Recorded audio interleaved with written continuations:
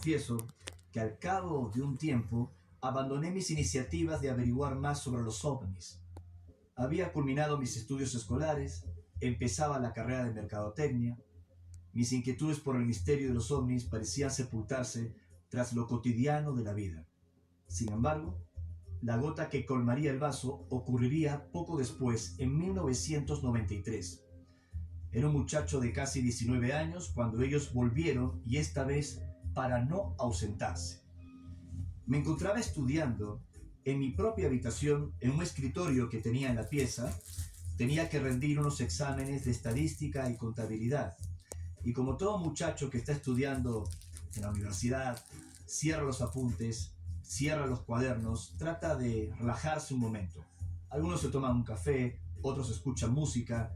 Yo caí rendido del cansancio. Estaba en un estado de duermevela. Y fue en ese momento en que una voz, en mi propio lenguaje en perfecto castellano, irrumpe. Habla muy despacio y calmada en mi cabeza, diciéndome con un acento metálico: no dejes de seguir buscando. Somos seres extraterrestres que estamos entrando en contacto contigo. Vas a vivir una preparación y más tarde nos podrás conocer físicamente.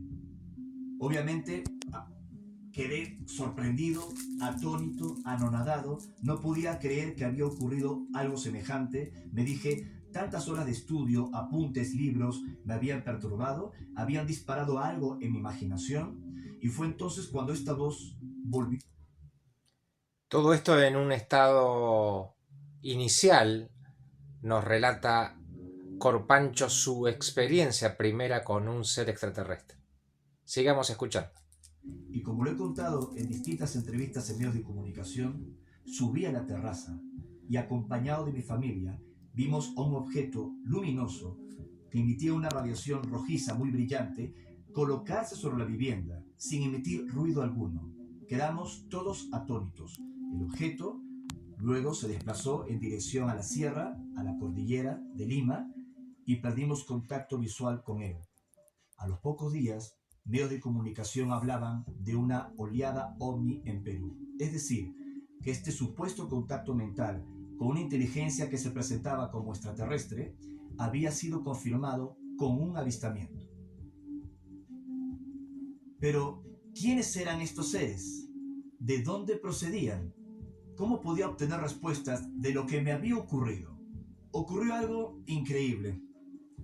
Luego de este encontronazo con el ovni, en la terraza de mi casa en la ciudad de Lima, me dirigí a mi centro de estudios para rendir los famosos exámenes.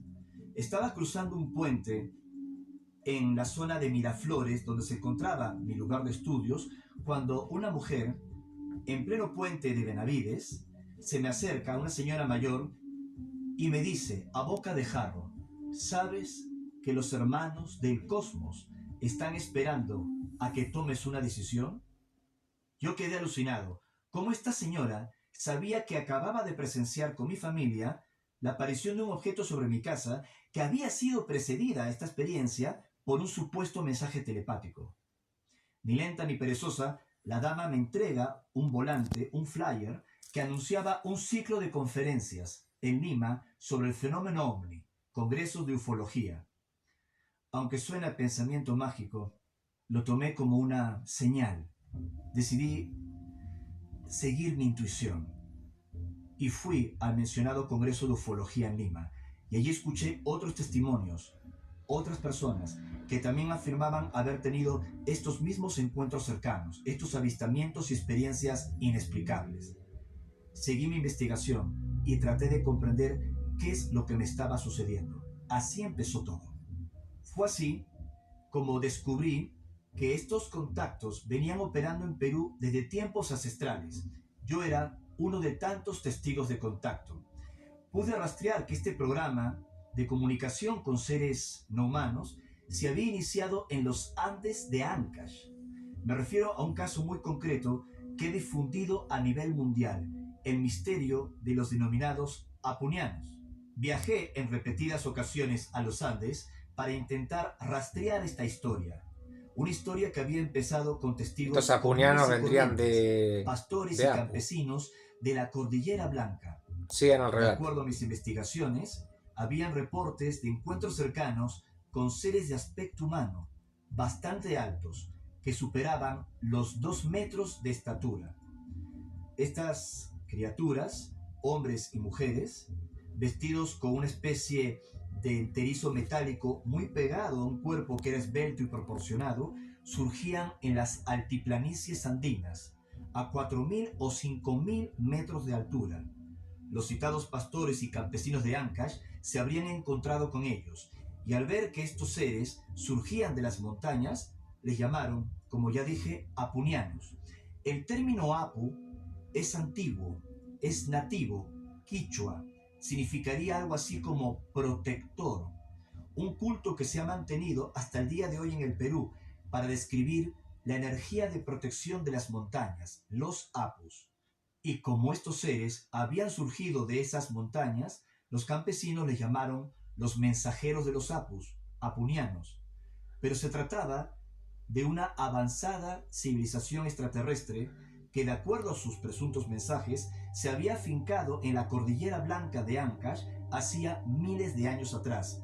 Tenían bases subterráneas dentro de los grandes nevados, entre ellos el Huascarán.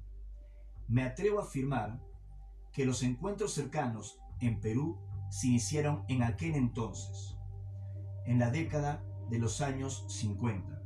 Algunos investigadores, como Richard Greenwald, vivieron en el Perú y se hicieron eco de estas noticias publicando libros y artículos sobre los avistamientos ovni en los Andes peruanos. Sobre todo, una imagen de los años 60 en donde aparecen unos objetos justamente en la zona que estoy describiendo, la Cordillera Blanca. Se trata de los ovnis de Yungay.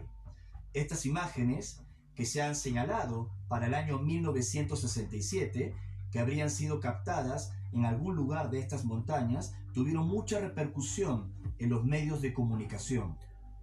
Además de Greenwald, el coronel de la Fuerza Aérea Norteamericana Wendell Stevens y también el periodista e investigador español JJ Benítez investigaron este caso.